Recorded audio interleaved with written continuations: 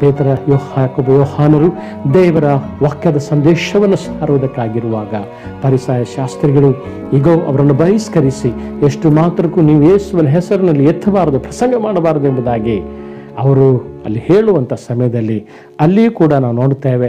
ಅಪೊಸ್ತಲರ ಕೃತ್ಯ 4ನೇ ಅಧ್ಯಾಯ 24ನೇ ವಚನದಲ್ಲಿ ನೋಡುತ್ತೇವೆ. ಅವರು ಆ ಸಂದೇಶವನ್ನು ಕೇಳಿ ಏಕ ಮನಸ್ಸುಳ್ಳವರಾಗಿ ದೇವರನ್ನು ಗಟ್ಟಿಯಾದ ಧ್ವನಿಯಿಂದ ಅವರು ಪ್ರಾರ್ಥಿಸಿದರು. ಈಗ ಅವರು ಏಕ ಮನಸ್ಸಿನಿಂದ ಗಟ್ಟಿಯಾದ ಧ್ವನಿಯಿಂದ ದೇವರಲ್ಲಿ ಅವರು ಪ್ರಾರ್ಥಿಸಿದರು ಎಂಬುದಾಗಿ ನಾವು ನೋಡ್ತೇವೆ. ಆ ಸನ್ನಿವೇಶ, ಆ ವಿಷಯ, ಆ ವಿರೋಧವನ್ನು ವಿರೋಧಿಸುವವರಿಗೋಸ್ಕರ ಅವರು ಗಟ್ಟಿಯಾಗಿ ಅವರು ಪ್ರಾರ್ಥಿಸಿದರು ಎಂಬುದಾಗಿ ನಾವು ದೇವರ ವಾಕ್ಯದಲ್ಲಿ ನಾವು ಕಾಣುತ್ತೇವೆ.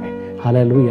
ಇವತ್ತು ಐಕ್ಯತೆ, ಏಕ ಮನಸ್ಸು ಇಲ್ಲದಂತಹ ಶಿಷ್ಯರಲ್ಲಿ ಯೇಸು ಸ್ವಾಮಿ ಯಾವಾಗ ಆರೋಹಣವಾಗಿ ಹೋಗಲ್ಪಟ್ಟದನ್ನು ಅವರು ಕಂಡರೋ, ಯಾವಾಗ ತಿರುಗಿ ಬರುತ್ತೇನೆಂಬುದಾಗಿ ಆತನು ಕಂಡರೋ, ಈಗ ಅವರು ತಿರುಗಿ ಏಕ ಮನಸ್ಸುಳ್ಳವರಾಗಿ ಅವರು ಹಿಂಬಾಲಿಸುವುದನ್ನು ಅವರು ಪ್ರಾರಂಭಿಸಿದರು. ದೇವರ ನಾಮಕ್ಕೆ ಸ್ತೋತ್ರ.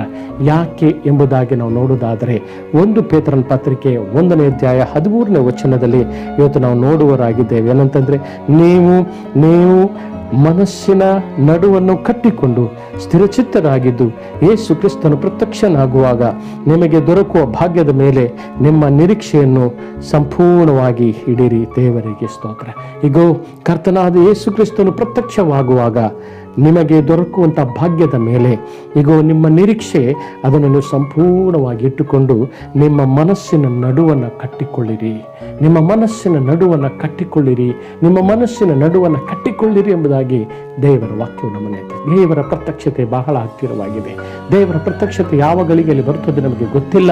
ಆದ್ದರಿಂದ ನಮ್ಮ ಮನಸ್ಸು ವಿಚಲಿತವಾಗಿರುವ ಮನಸ್ಸು, ಗಲಿಬಿಲಿಗೊಂಡಿರುವಂಥ ಮನಸ್ಸು, ವಿಭಜನೆಗೊಂಡಿರುವಂಥ ಮನಸ್ಸು, ನಾವು ವಿಂಗಡವಾಗಿರುವಂಥ ಮನಸ್ಸು ಇರುವುದಕ್ಕಾಗಿ ಸೈತಾನನು ಮಾಡುವಂಥ ಯೋಚನೆಗಳನ್ನು ಲಯಪಾಡಿಸೋಣ. ಈಗ ಆ ಕಾರ್ಯಗಳನ್ನು ನಾವು ಮೆಟ್ಟೋಣ. ಇವತ್ತು ದೇವರ ಏಕ ಮನಸ್ಸು ನಮ್ಮೊಳಗೆ ಏಕ ಮನಸ್ಸು ಉಳ್ಳವರಾಗಿ ಇರುವುದನ್ನು ದೇವರ ಆತ್ಮನು ಬಯಸುವನಾಗಿದ್ದಾನೆ. ಇವತ್ತು ನಾವು ಅನೇಕರಾಗಿರ್ಬೋದು, ಆದರೆ ಕ್ರಿಸ್ತನ ಮನಸ್ಸು ನಾವು ಧರಿಸಿಕೊಂಡವರಾಗಿರುವುದರಿಂದ, ಕ್ರಿಸ್ತ ಯೇಸುವಿನಲ್ಲಿದ್ದಂಥ ಮನಸ್ಸು ನಮ್ಮಲ್ಲಿ ನಾವು ಹುಟ್ಟಿಸಿಕೊಳ್ಳುವುದರಿಂದ, ನಾವೆಲ್ಲರೂ ಏಕ ಮನಸ್ಸುಳ್ಳವರಾಗಿರುವುದರಿಂದ ನಾವು ಒಮ್ಮುಖವುಳ್ಳವರಾಗಿ ಕರ್ತನನ್ನು ಕೊಂಡಾಡುತ್ತಾ ಆರಾಧಿಸುವ ಹಾಗೆ ನಮಗೂ ಪ್ರತಿಯೊಬ್ಬೊಬ್ಬರಿಗೂ ಆ ಏಕ ಮನಸ್ಸು ದೇವರು ನಮಗೆ ಅನುಗ್ರಹಿಸಲಿ ಎಂಬುದಾಗಿ ದಾವೀದನು ದೇವರಲ್ಲಿ ಪ್ರಾರ್ಥಿಸಿದ ಹಾಗೆ ನಾವುಗಳು ಪ್ರತಿನಿತ್ಯವೂ ಅದನ್ನು ಪ್ರಾರ್ಥಿಸುವವರು ನಾವಾಗಿರೋಣ. Hallelujah, hallelujah.